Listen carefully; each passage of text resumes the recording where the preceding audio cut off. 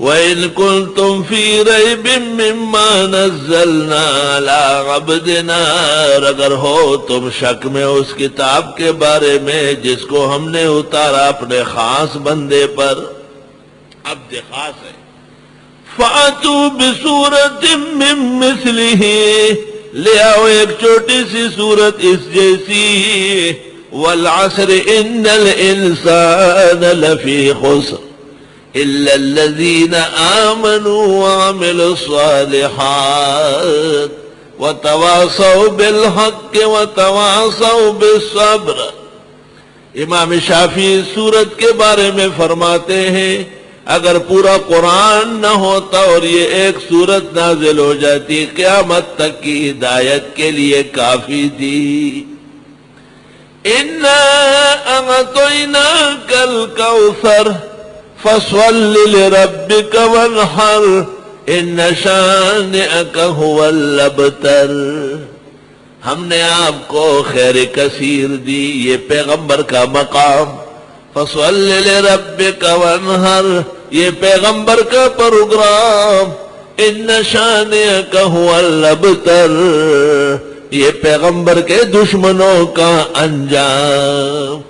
چھوٹی سی سورت، وَلِلَّهِ دَرُّ فُلَانٍ جَمَعَ الْبَحْرَ فِي الْكُوزِ قُلْ هُوَ اللَّهُ أَحَدٌ اللَّهُ الصَّمَدُ لَمْ يَلِدْ وَلَمْ يُولَدْ وَلَمْ يَكُنْ لَهُ كُفُوًا أَحَدٌ حُبُّكَ إِيَّاهَا يُدْخِلَكَ الْجَنَّةَ جو شخص ہر نماز کی ہر رکعت میں سورت اخلاص پڑھنے لگا تھا، اور صحابہ نے شکایت کی کہ سب سورتیں پڑھنا چاہیے، پیغمبر نے پوچھا ایسا کیوں کرتے ہو؟ آپ نے کہا فَفِيهَا صِفَةُ الرَّحْمَٰنِ اس سورت میں خدا کی توحید کا مسئلہ ہے، میرے جی چاہتا ہے میری ہر رکعت میں توحید والی سورت ہو۔ پیغمبر نے فرمایا یہ محبت جو تیری اس چھوٹی سی سورت سے ہے یہ آپ کو جنت اتار کے چھوڑے گی۔ حبک ایہا یدخلک الجنہ انہا تعدل ثلث القرآن۔ حضرت نے فرمایا یہ ایک سورت قرآن کی تہائی ہے، ایک حصہ اللہ تعالیٰ پر ایمان، دوسرا حصہ رسالت پر ایمان، تیسرا حصہ آخرت پر ایمان۔ اس میں سے خدا کی توحید اور خدا کی صفات مکمل طور پر سورت اخلاص میں ہے۔ اللہ حدیث میں ہے پیغمبر کی خدمت میں ایک بدوی آیا، بہت جنگل دشت سے کوئی آیا اس طرح اکڑ پکڑ، حضرت سے کہا کون ہو؟ کہا پیغمبر ہوں۔ کہا تیرے خدا نے تجھے کچھ کہا ہے؟ یعنی تیرے خدا کا تجھ پر کوئی کلام آیا ہے؟ آپ نے کہا اب یہ بھی سورت اخلاص نازل ہوئی۔ اس نے کہا سنا؟ آپ نے سورت اخلاص پڑھی۔ معجم صغیر میں طبرانی نے روایت نقل کی فضائل اخلاص میں،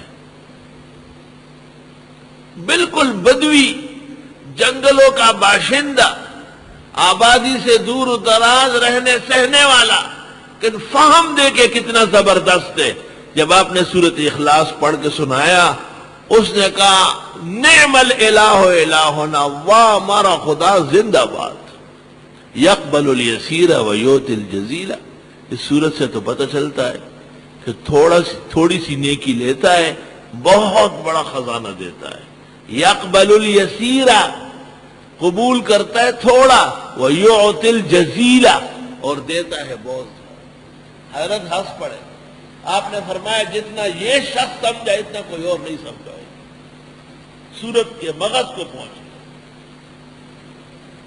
عبد الرحمن ابن عوف قریب آئے اور انہوں نے کہا میرے پاس اونٹنی ہے بہت قیمتی اور زبردست دودھیا، بس چند دنوں میں بیانے والی ہے، پیش کرنا چاہتا ہوں، اجازت دے دے۔ آپ نے فرمایا ضرور دے دو۔ ضرور دو، کیونکہ ابھی میرے پاس جبریل آیا اور اس نے کہا کہ عبد الرحمن ابن عوف نے اس اعرابی کو ایک اونٹنی دے دی اور اس کے بدلے میں 87,000 اونٹنیاں عبد الرحمن کے لیے جنت میں جڑائی جا رہی ہے، تیار کی جا رہی ہے۔ اب جو صحابی کو پتہ چلتا ہے وہ ایک گھر سے اونٹ پکڑ کے لا کے اس کو دیتا ہے۔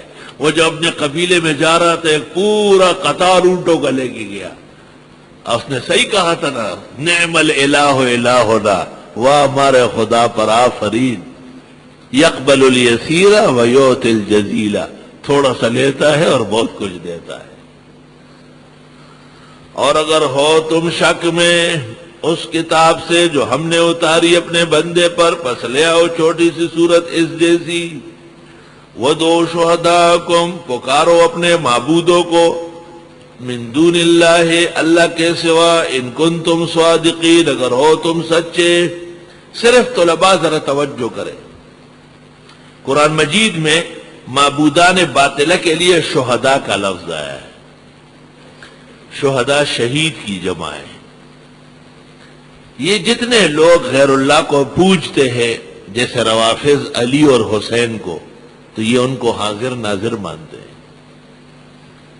بدعتی جتنے بزرگوں کو پوجتے ہیں، ان سب کو ہر جگہ موجود شہداء مانتے ہیں۔ کبھی بھی اہل باطل عقیدے میں اعتدال پر نہیں رہتے۔ مسلمانوں کا عقیدہ یہ ہے کہ اللہ کے سوا جتنے ہیں سب مخلوقات ہیں، اور مخلوقات کے لیے ہر جگہ موجود ہونا یہ محال ہے، سب کچھ جاننا یہ محال ہے، ممکن ہی نہیں، ہو ہی نہیں سکتا۔ اور پکارو اپنے معبودوں کو۔ اب آپ سے کوئی کہے کہ تو شہداء کا لفظ ہے تو شہید کی جمع ہے، تو آپ کہیں اصل میں ہر پارٹی اپنے مرے ہوئے کو شہید کی۔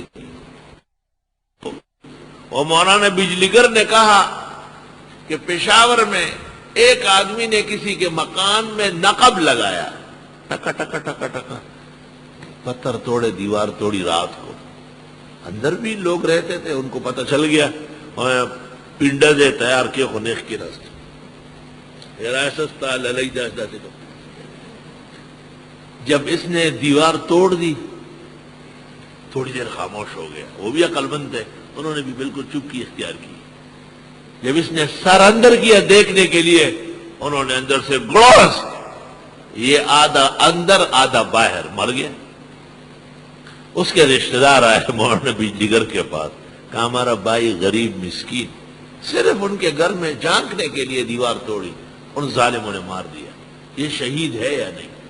تو بجلیگر مولانا نے کہا کہ میں نے کہا شہید تو کہتے اس کو ہے جو آدھا کسی کے گھر میں ہو، آدھا گلی میں پڑا ہوا ہو۔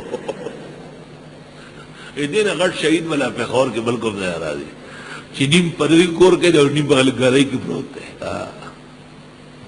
تو آج کون شہید نہیں ہے جس کی پارٹی نہیں ہے؟ اگرچہ وہ سچا شہید ہو خدا کیا، مگر اخبارات میں تو تب شہید ہوگا جب اس کی پارٹی ہو، اور جس کی سیاسی پارٹی ہے وہ کچھ بھی کر کے گزرے، مرے گا شہید، کچھ بھی ہو جائے، شہادت اس کے باپ کا ٹھیکہ ہے۔ وہ دو شہداء کو، پہلے زمانے میں کوئی مرتا تو بڑے عالم دین کے پاس لوگ جمع ہوتے اور وہ احوال بتاتے کہ یہ ہوا، اب اس طرح روح نکلی ہے۔ وہ کتاب دیکھ کر، مسائل فقہ کے کتاب الشہید سوچ کر پھر کہتے کہ ہاں اگر اللہ تعالیٰ نے فضل فرمایا اور اس کا احسان ساتھ دے تو انشاءاللہ تعالیٰ یہ بروز قیامت شہید اٹھائے۔ نہ یہ باتیں سب ختم ہو، کتابیں اوپر آ گئی، اوپن ہو گئی بالکل۔ بس ہر وہ شخص جس کی سیاسی پارٹی ہے وہ کئی بھی شراب کباب خانے میں کیوں نہ مرے، شہید مرے گا، پارٹی موجود ہے، اخبارات بھر کے آ جائے گی۔